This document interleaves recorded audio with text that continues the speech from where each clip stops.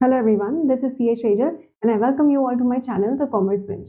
तो आज हम आ गए काफ़ी दिनों बाद अपने एक नए लेक्चर पे, बट काफ़ी इफेक्टिव रहने वाला है। ये लेक्चर का पार्ट 1 है। यहाँ पर मैं आपको बीआरएस क्या होता है एंड उसके थोड़े बहुत कॉन्सेप्ट समझाऊंगी, ठीक है। एंड इसके नेक्स्ट वीडियो में पार्ट 2 में हम ये चैप्टर खत्म भी कर देंगे। कैसे?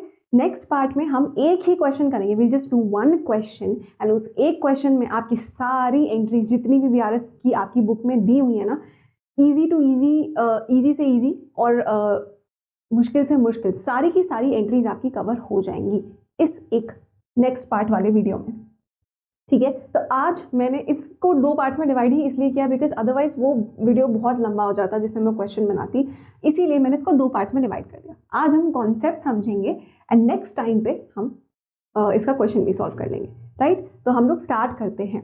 भाई ये बीआरएस होता क्या है, सबसे पहले तो ये बात कर लेते हैं, ठीक है। देखो क्या होता है, हम अपने बिजनेस में एक कैश बुक मेंटेन करते हैं, ये बात हर कोई जानता है। और इसी के बाद ये चैप्टर करने के बाद ही तो आप इस चैप्टर पर आए हो बीआरएस पे। हम सभी एक कैश बुक मेंटेन करते हैं, राइट। कैश बुक में आपने जरूर देखा होगा कि एक बैंक कॉलम होता है, डेबिट साइड पे भी होता है, क्रेडिट साइड पे भी होता है। बैंक कॉलम मेंटेन करते हैं, उसमें सारी बैंक से रिलेटेड एंट्रीज हम लोग करते हैं। कोई भी पैसा आया तो डेबिट साइड में, कोई भी पैसा गया तो क्रेडिट साइड में। क्यों? क्योंकि बैंक एक असेट होता है हमारे लिए, और इसीलिए असेट इंक्रीज होता है डेबिट साइड पे, डिक्रीज होता है क्रेडिट साइड पे। याद आया कुछ कैश बुक में पढ़ा था हमने? अच्छा, तो कैश बुक में बैंक कॉलम मेंटेन होता है, यानी कि एक तरीके से मेरे पास बैंक का पूरा ब्यौरा है। मेरे पास बैंक से कितने, मतलब बैंक में कितने पैसे आए, बैंक में से कितने पैसे निकले, सब कुछ है। अब पिक्चर में आ जाता है मंथ एंड पर पासबुक। ये पासबुक जो है, हालांकि आजकल तो मुझे पता नहीं कि कोई ऐसा अपडेट करता भी होगा या नहीं अपनी पासबुक में से चीज़ें देख के, बट स्टिल पासबुक जो है वो हमें मंथ एंड पर बैंक से मिलता है। क्योंकि बैंक क्या करता है, बैंक भी तो हमारा एक अकाउंट मेंटेन करता है, राइट। आपने अपने मोबाइल एप्लीकेशन में खोल कर देखा होगा कभी ना कभी कि कितने पैसे आए, कितने पैसे गए, आप देख सकते हो आराम से। वो ही छपे हुए फॉर्म में आपको मंथ एंड पे मिल जाता है, उसी को कहते हैं पासबुक। क्लियर? अब क्या होता है, हम मान लो मंथ एंड पे बैठे चेक करने कि कैश बुक में कितना बैलेंस दिख रहा है बैंक में। मान लो 100 रुपीज़ का बैलेंस जो है मुझे दिख रहा है बैंक में, 100 रुपीज़ का बैलेंस दिख रहा है, डेबिट बैलेंस है, यानी कि मेरे पास पैसे हैं बैंक में, ठीक है। लेकिन पासबुक आई तो उसमें लिखा था, नहीं माता जी आपके पास 80 रुपये हैं, सिर्फ मात्र 80 रुपीज़ हैं। अब भैया मैं तो बैठ गई सोचने कि ये कैसे हुआ, मेरे पास तो 100 रुपीज़ थे, बैंक कहता है नहीं नहीं आपके पास 80 रुपीज़ ही है, ठीक है। अब इसका डिफरेंस पता लगाना मुझे पड़ेगा, क्योंकि मेरे पैसे का मामला है भाई साहब। और ऐसा भी हो सकता है पासबुक बोल दे नहीं नहीं माता जी आपके पास 120 रुपीज़ है, ठीक है। ऐसा भी हो सकता है, बढ़ा हुआ बैलेंस बता दे मुझे। तो इस केस में भी मुझे ये जानना जरूरी है, ये पैसे कहाँ से आए, कैसे बढ़े। क्लियर? अब इसी मिक्स एंड मैच को हम क्या बोलते हैं, इसी को बोला जाता है, मिक्स एंड मैच, कह रही हूँ सॉरी, इसको जो हम रिकनसाइल कर रहे हैं बैठ के, ये डिफरेंसेस पता लगा रहे हैं बैठ के कैश बुक के बीच में और अपनी पासबुक के बीच में, इसी को बोला जाता है बैंक रिकॉन्सिलिएशन स्टेटमेंट। हम इन दोनों के बीच में सामंजस्य बिठाना चाहते हैं, ठीक है। बात समझ आई? रिकनसाइल करते हैं इसको, रीजंस देखते हैं इसके पीछे का कि आखिर ये डिफरेंस आ क्यों रहा है। ऑनेस्टली मैंने जो अपने बैंक कॉलम में रिकॉर्ड किया वही सारी चीजें पासबुक में भी रिकॉर्ड होनी चाहिए सही तरीके से, तो बट ये डिफरेंस आता है, प्रैक्टिकल लाइफ में भी आता है, और इसीलिए इस चैप्टर का निर्माण किया गया है बीआरएस का। क्लियर हुई बात? अच्छा, तो इसी को जोड़ने के लिए हम क्या, रिकनसाइल करने के लिए हम बनाते हैं बीआरएस। आई होप आपको ये बहुत अच्छी तरीके से क्लियर हो गया होगा। ओके, अब जो डिफरेंसेस की बात मैंने करी, ये जो 100 रुपीज़ और 80 रुपीज़ का डिफरेंस आप देख रहे हो, 20 रुपीज़ का डिफरेंस बीच में, इनका रीज़न क्या क्या हो सकता है, उसी पर ये पूरा चैप्टर बेस्ड है। क्या क्या रीज़न हो सकता है? सबसे पहला और महत्वपूर्ण कारण, cheques issued but not presented. हम लोग आसानी से ये बात समझ लेते हैं कि ये होता क्या है एक्चुअली। चलो अब सुनो, ये कौन है? देखो ये है एक सेल्फ इंडिपेंडेंट वुमन, ठीक है, बहुत ज़्यादा क्वीन है ये, सेल्फ इंडिपेंडेंट, और ये एक पुरुष है बस, ठीक है। तो अब क्या होता है, मान लो कि इन्होंने जो है इन सेल्फ इंडिपेंडेंट वुमन से पैसे मांगे थोड़े से, कि भाई कुछ पैसे उधार थोड़ा सा दे दो तो बहुत अच्छा हो जाएगा। तो भाई मांगे कितना, 1000, औकात अनुसार 1000 रुपये मांगे और इन्होंने कहा no problem, I am self independent, और इन्होंने इनको चेक लिख के दे दिया। ठीक है, मान लो कि डेट क्या थी इस दिन, जिस दिन उन्होंने चेक लिखा, मान लो कि डेट थी उस दिन 28 फरवरी। ठीक है, या मान लो 28 फेब नहीं मानते, हम मानेंगे मार्च का कुछ भी, यस मान लेते हैं हमने 25 मार्च को ये पैसे दिए इनको, महाशय को 1000 रुपीज़ का चेक मैंने लिख दिया इनको, मैंने नहीं इन्होंने, और फिर इनके पास ये चेक आ जाता है 25 फेब को, ये चेक लेकर चले जाते हैं। ठीक है, अब क्या होता है, ये उसी दिन तो जा नहीं पाते, ठीक है, आदत से मजबूर उस दिन नहीं जा पाए, लेकिन ये जाते हैं मान लो 2 अप्रैल को, ये बैंक जाते हैं। अब भाई ऑब्वियस सी बात है, चेक लिया तो बैंक तो जाना पड़ेगा ना प्रेजेंट करने, उसको पैसे लेने, तो 2 अप्रैल को ये जाते हैं इस दिन बैंक। अब क्या होता है, जब इन्होंने, सोचो ऐसी बात, ये 25 मार्च को जब इन्होंने ये चेक लिखा होगा तो इन्होंने क्या किया होगा, अपना कैश बुक में एक एंट्री इन्होंने पोस्ट करी होगी, क्या, क्रेडिट साइड में अपना बैंक बैलेंस इन्होंने कम कर लिया होगा। सही बात है या नहीं, इन्होंने अपना बैंक बैलेंस कम कर लिया होगा इसी दिन को, 25 मार्च को ही, क्योंकि इन्होंने 1000 रुपीज़ 25 मार्च को दिए हैं, तो इन्होंने तो कम कर लिया होगा। अब क्या हुआ, ये थे थोड़े से ढीले इंसान, और 2 अप्रैल को गए ये देने इसको बैंक में। अब बैंक ने भी अपना आराम से सपोज करो 2 दिन और लगाए इसको प्रोसेस करने में, और 4 अप्रैल आ जाती है। 4 अप्रैल को एक्चुअली क्या होता है कि बैंक अकाउंट में से पैसे निकालता है बैंक, इनके बैंक अकाउंट में से पैसे निकालता है और इनको दे देता है। तो बैंक माइनस करता है ये 1000 रुपीज़ इनके बैंक अकाउंट में से किस दिन, 4 अप्रैल को। समझ आई बात अभी तक, इन्होंने पहले ही अपना कैश बुक का बैलेंस रिड्यूस कर लिया, पर बैंक ने एक्चुअली इनका बैंक अकाउंट का बैलेंस कब 1000 से रिड्यूस किया, 4 अप्रैल को। अब इन दोनों डेट्स में डिफरेंस तो है ही। अब क्या होता है, मान लो कि 30th बीच में आती है, बीच में आई 31 मार्च, आई या नहीं, और इस दिन पर मिलता है बैंक स्टेटमेंट या फिर पासबुक, कुछ भी कह सकते हो आप, पासबुक मिलता है।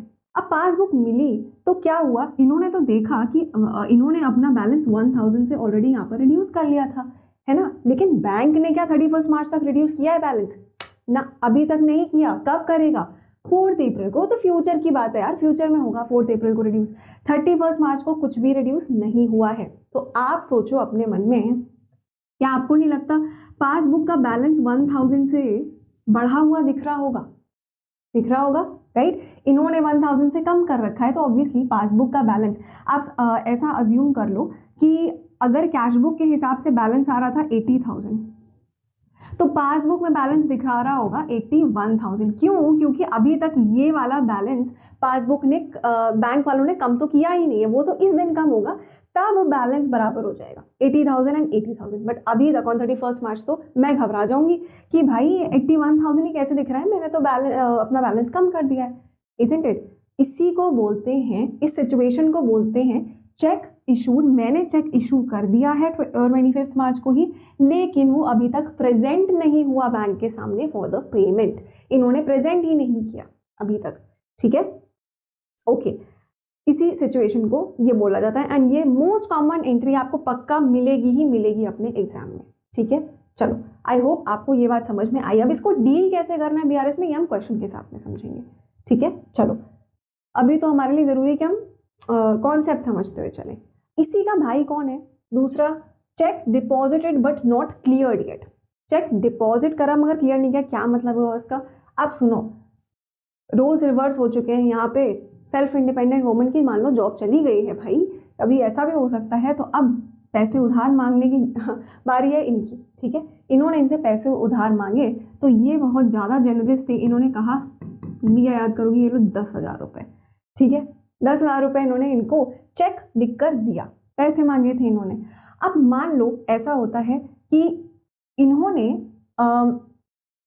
चेक किस दिन पर लिया इनसे, इन्होंने चेक लिया मान लो 26 मार्च को, ठीक है, 26 मार्च को ये चेक लेकर आ गई हैं, ठीक है, अपने घर आ गई और ये बहुत ज़्यादा सिंसियर है, तो ये उसी दिन बैंक में गई और इन्होंने जाकर ये चेक डिपॉजिट भी कर दिया, ठीक है, चेक डिपॉजिट भी कर दिया बैंक में जाकर। किस दिन पर?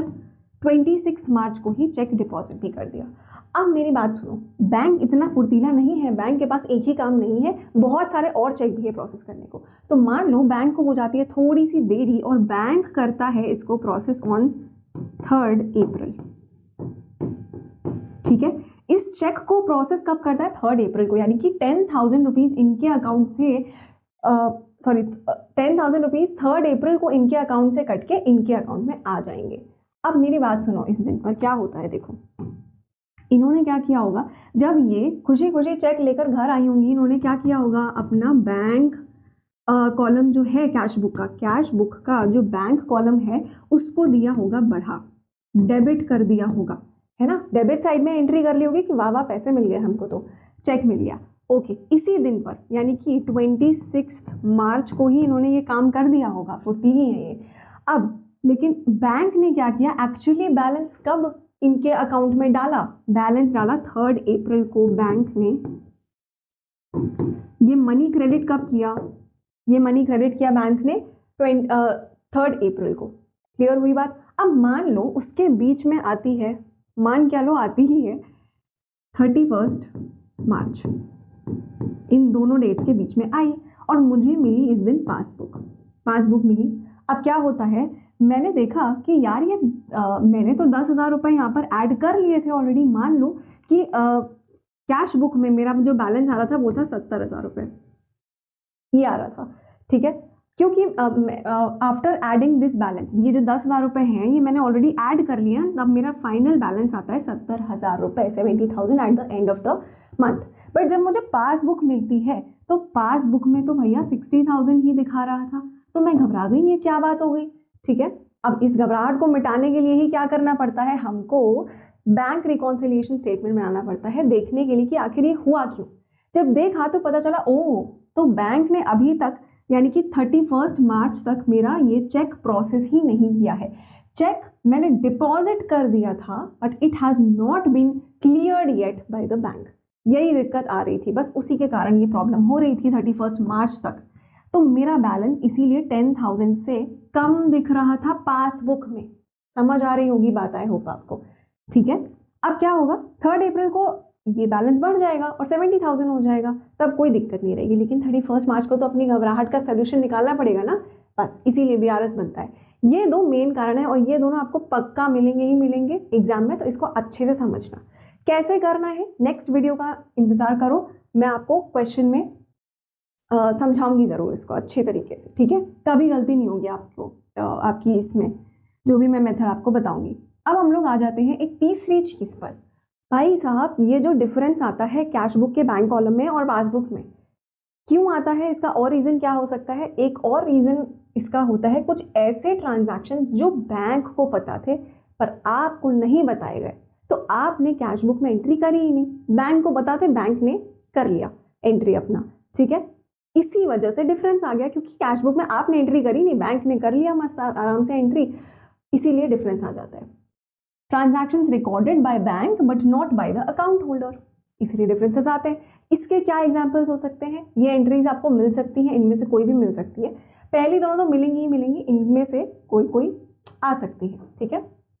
देखते हैं, इंटरेस्ट बाय द बैंक सबसे पहला है। भाई ऑब्वियस सी बात है कि बैंक ने आपसे पैसे ले रखे हैं एज अ डिपॉजिट, आपके पैसे काफ़ी सारे बैंक में जमा है।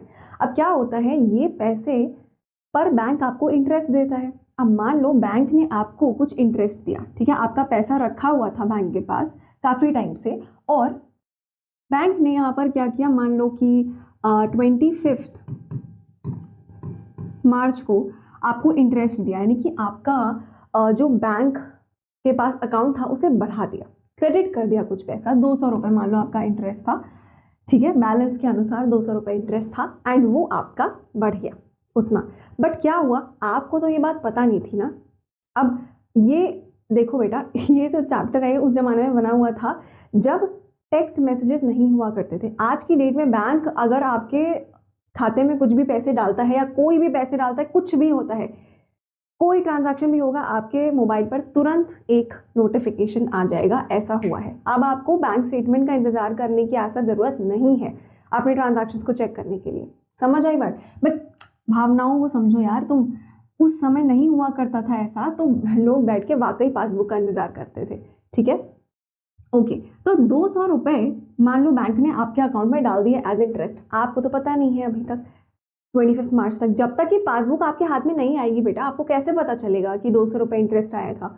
तो अब क्या होता है, अब मान लो 31 मार्च को आती है आपके पास पासबुक। ठीक है, 31 मार्च को पासबुक आई आपके पास, आपने देखा कि बैंक का जो बैलेंस है जो दिख रहा है पासबुक में वो डिफरेंट है आपकी कैश बुक में से। अब आपने पता लगाना शुरू किया कि इसका डिफरेंस का रीजन क्या है, तो आपको पता चला ओ 25 मार्च को 200 रुपये मेरे बैंक अकाउंट में ऐड किए गए थे एज एन इंटरेस्ट, पर मुझे इस बारे में नहीं पता था, इसीलिए मेरी कैश बुक ऑब्वियसली 200 रुपये से कम दिख रही होगी। समझ आ रही है बात? कैश बुक 200 रुपये से कम दिख रही थी बिकॉज मुझे पता ही नहीं था इस चीज़ के बारे में कि इंटरेस्ट डाला गया है। वो मुझे कब पता चला? 31 मार्च को, जब मुझे पासबुक रिसीव हुई, है ना। और जब पासबुक रिसीव होती है उसी दिन हम बैठकर बीआरएस बनाते हैं। क्लियर हुई बात? उसी दिन बैठ के हम डिफरेंसेस देखते हैं कि क्यों डिफरेंस आया। ओके, नेक्स्ट बात करते हैं बैंक चार्जेस की।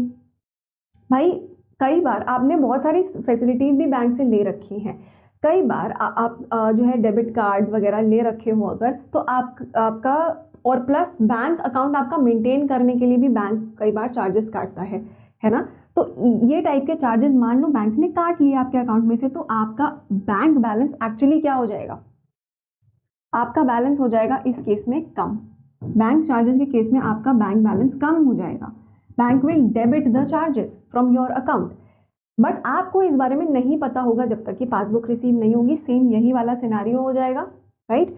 जब बैंक पासबुक हाथ में आएगी तो आप देखोगे अरे मेरा अकाउंट पासबुक में कम दिखाई पड़ रहा है। मान लो 100 रुपीज़ का चार्ज किया है इसने, तो आपको दिखाई पड़ेगा कि ओके मेरा कैश बुक दिखा रहा है 70,000 और पासबुक क्या दिखा रहा है 69,900, इतना दिखा रहा है। ये 100 रुपीज़ का डिफरेंस क्यों आया भाई?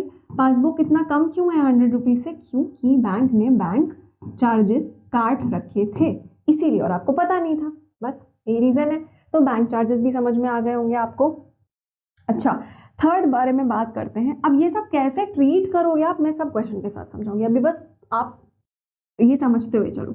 इंटरेस्ट और डिविडेंड कलेक्टेड, कई बार बैंक को आप इंस्ट्रक्शन देते हो कि फलानी जगह से मुझे इंटरेस्ट आएगा, वो आप कलेक्ट कर लो, ठीक है। या फिर डिविडेंड्स आएंगे, क्योंकि कई बार आपने शेयर्स बाय करे होते हैं तो आपको वहाँ से डिविडेंड आता है, डायरेक्टली आपके बैंक अकाउंट में आ जाता है। भाई मान लो आपके डायरेक्टली बैंक अकाउंट में आ गया, कुछ 1000 रुपीज़ का डिविडेंड था, वो आपके बैंक अकाउंट में डायरेक्टली आ जाता है। इससे क्या होगा? आपका बैंक अकाउंट जाएगा बढ़। बैंक को ये बात मालूम है, पर आपको कब पता चलेगी? जब आपको पासबुक रिसीव होगी। समझ आई बात? तो 31 मार्च को आपको पासबुक रिसीव हुई, उसी दिन आपको पता चलेगा वाह 1000 रुपये आ चुके हैं मेरे बैंक अकाउंट में। लेकिन उस दिन जब आप बनाने बैठोगे, आप ऑब्वियसली बात है कि ये 1000 का डिफरेंस आपको नजर आ रहा होगा पासबुक में और कैश बुक में। समझ आई बात? क्योंकि आपको पता नहीं था इस बारे में। ओके, फोर्थ वाली बात करते हैं, डायरेक्ट पेमेंट और डिपॉजिट्स। कई बार आपने बैंक को ये स्टैंडिंग इंस्ट्रक्शंस दे रखे होते हैं कि आप हर महीने ये इलेक्ट्रिसिटी बिल जो आएगा, ठीक है, डिपार्टमेंट से, इलेक्ट्रिसिटी डिपार्टमेंट से, उतना पे कर देना मेरी तरफ से, मेरे बैंक अकाउंट से खुद से काट के पे कर देना, मुझे नहीं याद रहता है। ऐसा बोल दिया आपने, स्टैंडिंग इंस्ट्रक्शन बोला जाता है इसको। जब आप सीधा सीधा बोलते हो बैंक से कि बैंक प्लीज़ मेरे बिहाफ पे ये पैसा आप हर महीने पे कर दिया करो मेरे बैंक अकाउंट से, that is known as a standing instruction and hence direct payments are made from your bank account. दूसरी बात हो सकती है डिपॉजिट्स। क्या होते हैं? मान लो कि आपका कोई डेटर था, ठीक है, कोई डेटर था, उसने क्या किया, आपके हाथ में चेक ना देके या आपके हाथ में कैश ना देके उसने क्या किया, सीधा सीधा गया आपके बैंक अकाउंट में जाकर उसने वो चेक लिखा आपके नाम एंड चेक डिपॉजिट कर दिया सीधा आपके बैंक में जाके, आपको तकलीफ दी ही नहीं, तो आपको पता ही नहीं चला कि उसने पैसे दे दिए आपको। तो ये दो केसेस हो सकते हैं कि डायरेक्ट पेमेंट या तो बैंक ने आपके बिहाफ पे कर दिया एंड आपको पता नहीं चला, तो बैंक ने क्या किया, आपका अकाउंट कम कर दिया, डायरेक्ट पेमेंट करके, but you came to know this only when you receive the passbook. Similar cases with the deposits, आपको तो पता ही नहीं था, डेटर ने पैसे दिए आके, तो बैंक ने आपका अकाउंट बढ़ा दिया उतने पैसे से, बट आपको नहीं पता था, ठीक है। तो इसलिए भी डिफरेंस दिखेगा कैश बुक और पासबुक में। अच्छा, फाइनली आता है डिसऑनर्ड बिल। ये बेटा मैं आपको समझाऊंगी क्वेश्चन के साथ में, तो आपको बेस्ट उसी तरीके से समझ में आ जाएगा। अब इसके अलावा कुछ चीज़ हो सकती है, जैसे कि एरर हो सकती है, बैंक की साइड से भी एरर हो सकती है, या फिर कैश बुक में हम भी एरर कर सकते हैं, कभी कभार एरर हो जाती है, it's a very human thing, ठीक है। अब उसको भी हम बैंक रिकॉन्सिलिएशन में सही कर सकते हैं। क्यों करने की ज़रूरत है? मान लो मुझसे एरर हुई, अगर एरर हुई मुझसे तो मेरा कैश बुक का बैलेंस गलत शो करेगा, लेकिन पासबुक वो तो बिल्कुल सही है, उसकी क्या गलती है बेचारे की, है ना। तो जब मैं देखूंगी इन दोनों के बीच का डिफरेंस, मुझे नजर आएगा अरे डिफरेंस है कुछ तो, जब बैलेंस देखूंगी दोनों का, तो ये डिफरेंस का जब पता लगाएंगे, बीआरएस बनाएंगे, तो पता चलेगा ओ मैंने ही एरर करी थी, मैं ही महान थी, ठीक है। तो उस एरर को सही हम कहाँ कर सकते हैं? सही तो हम एज अ जर्नल एंट्री करते हैं। प्लीज एक बात बहुत अच्छी तरीके से ध्यान रखना, bank reconciliation statement is not a part of your financial statements. ये आपकी बुक्स का पार्ट नहीं होता है, ना तो इसकी कहीं जर्नल एंट्री करी जाती है बीआरएस की, ना कहीं पर लेजर पोस्टिंग होती है, ना कहीं पर ये फाइनेंशियल स्टेटमेंट्स में आता है। ये हम अपनी सहूलियत के लिए बेटा एक एडिशनल चीज बनाते हैं, ताकि हमें क्लियर रहे कि अगर मेरे बैलेंस में एंड बैंक के बैलेंस में कुछ भी डिफरेंस आया है तो उसका रीजन क्या है, ठीक है। फाइनेंशियल स्टेटमेंट्स या बुक्स का पार्ट नहीं होता BRS, please always remember that. बच्चों को ये बात क्लियर नहीं होती है, उनको लगता है बीआरएस में हम जो चीज़ें सही करते गए आराम से मस्त, वो तो हमारी बुक्स में आ गया, जिसकी साइड से भी एरर थी या जो भी गलती थी वो सब कुछ सही हो जाएगा बीआरएस बनाने से। नहीं, बीआरएस बनाया जाता है, आप समझ लो कि एक रफ कॉपी में बैठकर हम लोग ये दोनों बैलेंसेस को रिकंसाइल कर रहे हैं, कैश बुक और पासबुक को। इसको जाकर हम बाद में पन्ना फाड़ के फेंक भी सकते हैं, ठीक है। ये हमारे कोई भी जो इंटरेस्टेड यूजर्स हैं, कोई भी ये बीआरएस नहीं देखने वाला है बैठ के, ये मतलब है मेरा, समझे। This is not a part of your books, it's just made to reconcile the difference, to help you out in your books. बस इतनी सी बात है, ये मैंने आपको अच्छे से समझा दिया है। एरर्स भी कई तरीके की हो सकती हैं, वो जो भी एरर्स हैं मैं आपको नेक्स्ट लेक्चर में समझाऊंगी, विद एग्जाम्पल अच्छी तरीके से समझा दूंगी। अच्छा, एक चीज़ और रहती है यहाँ पर, आप देखो जो भी मेरे बीआरएस के सवाल होते हैं वो कैसे स्टार्ट होते हैं, उनका एक स्टार्टिंग पॉइंट होता है, ठीक है। ये भी मैं आपको आज समझा रही हूँ, एंड देन इसका हम प्रैक्टिकल तो देखेंगे ही नेक्स्ट पार्ट में। अब देखो आप, हम स्टार्ट करते हैं, आपको 4 तरीके की चीज़ें दे रखी हो सकती हैं क्वेश्चन में, और इन 4 के अलावा कुछ भी नहीं हो सकता, ट्रस्ट मी, ठीक है। क्या हो सकता है ये समझो। मैंने आपसे बात करी कैश बुक और पासबुक के बारे में, तो आपको एक स्टार्टिंग बैलेंस दिया जाएगा। ऑब्वियस सी बात है, स्टार्ट करने के लिए एक बैलेंस तो होना चाहिए। आपके हाथ में कैश बुक होगी और आपके हाथ में पासबुक होगी, तो आप या तो कैश बुक के बैलेंस से स्टार्ट कर सकते हो, you can start with the cash book balance, सारी एरर्स और सारी प्रॉब्लम्स को रिकंसाइल करते हुए आप एंड में पहुंच सकते हो पासबुक के बैलेंस पे, राइट। या फिर आप पासबुक से स्टार्ट कर सकते हो और सारी चीज़ें रिकंसाइल करते हुए आप पहुंच सकते हो कैश बुक के बैलेंस पे। Either way you can do it, ठीक है। अब कान चाहे ऐसे पकड़ो, सॉरी ऐसे पकड़ो या ऐसे पकड़ो, कुछ ऐसा होता है, बात वही है, ठीक है। अब क्वेश्चन में आपको बिल्कुल स्पेसिफाई करके दिया रहेगा कि आखिर स्टार्ट कैसे करना है, बिल्कुल अच्छे से स्पेसिफाइड होगा, तो उसके लिए टेंशन लो ही मत, ठीक है। तो इन 4 में से जो भी होगा वो आपको क्लैरिफाई कर देगा। अब देखो क्या टाइप के बैलेंसेस आ सकते हैं, या तो आपको मिलेगा balance as per cash book, या फिर आपको मिलेगा बैलेंस एज पर पासबुक। यही 2 चीजें हो सकती हैं और कुछ हो भी नहीं सकता, ठीक है। अगर बैलेंस एज पर पासबुक से स्टार्ट किया होगा तो आपको पहुंचना होगा कैश बुक के बैलेंस पे, अगर कैश बुक के बैलेंस से स्टार्ट किया है तो पासबुक के बैलेंस पे पहुंचना होगा, सिंपल सी बात है। अब मजे की बात यह है कि अगर कैश बुक का बैलेंस दिया होगा तो वो 2 टाइप के बेटा बैलेंसेस हो सकते हैं, किसी भी चीज के 2 टाइप के बैलेंसेस हो सकते हैं, ये आपको पता होना चाहिए, ठीक है। कैश बुक का बैलेंस डेबिट भी हो सकता है, क्रेडिट भी हो सकता है, बिल्कुल वैसे ही पासबुक का बैलेंस डेबिट भी हो सकता है और क्रेडिट भी हो सकता है। कैश बुक का डेबिट बैलेंस होने का मतलब क्या है? कैश बुक बनाते हो, ये होती है डेबिट साइड, ये होती है क्रेडिट साइड, ठीक है। डेबिट साइड, ये क्या हो गया भाई, sorry, I don't know what's happening, sorry. हाँ जी, डेबिट जो है वो पॉजिटिव साइड है एंड क्रेडिट, क्या हो रहा है भाई, क्रेडिट साइड जो है वो माइनस वाली साइड होती है। जितने भी पैसे आते जाते हैं आपके बैंक अकाउंट में, आप इधर लिखते जाओगे, पैसे जा रहे हैं अगर तो इस साइड लिखते जाओगे, है ना।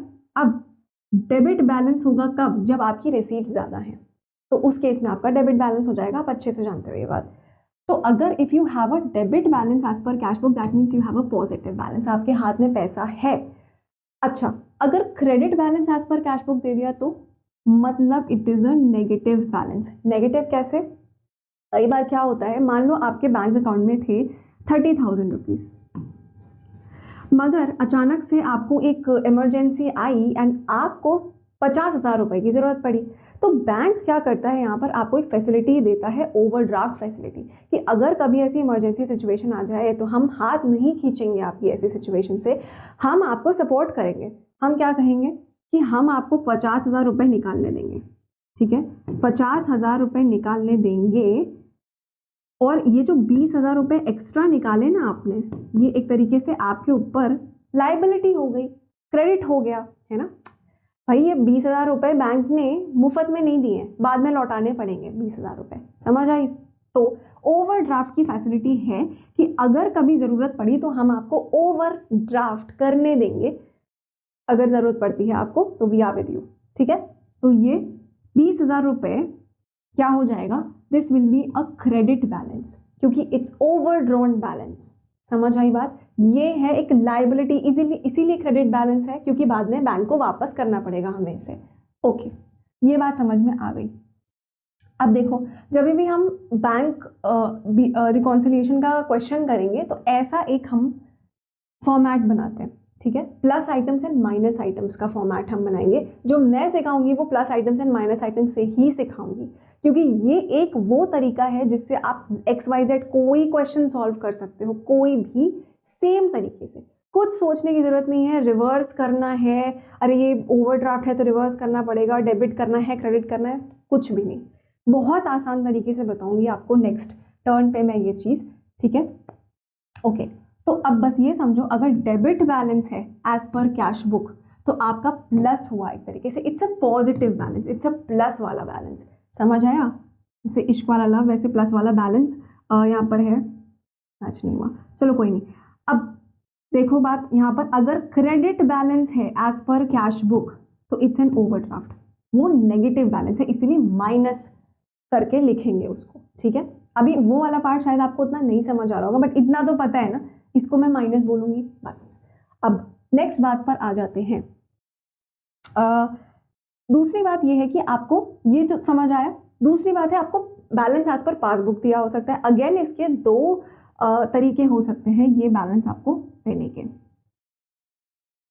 पेन का कलर भी चेंज नहीं हो रहा है, तो देखो, या तो डेबिट बैलेंस हो सकता है या क्रेडिट बैलेंस दिया हो सकता है।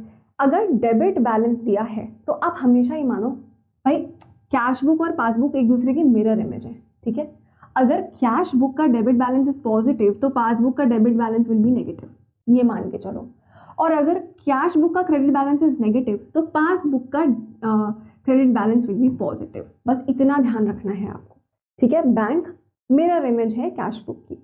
अब अगर आपको इसका डिटेल एंड ऑल जानना है तो कभी मैंने एक शॉर्ट बना रखा है इनफैक्ट इसके रिगार्डिंग, तो मैं उसका लिंक आपको डिस्क्रिप्शन बॉक्स में दे दूंगी कि ऐसा क्यों होता है ना। क्यों का रीज़न जो बच्चे जानना चाहते हैं वो मुझे बड़े अच्छे लगते हैं, तो उन बच्चों के लिए ये शॉर्ट है, मैं आपको बता दूंगी उसका लिंक। चलो, उल्टा है ये तो हमने समझ लिया, तो उसी हिसाब से अगर क्रेडिट बैलेंस है एज पर पासबुक तो it will be a positive thing, plus में आएगा, ठीक है।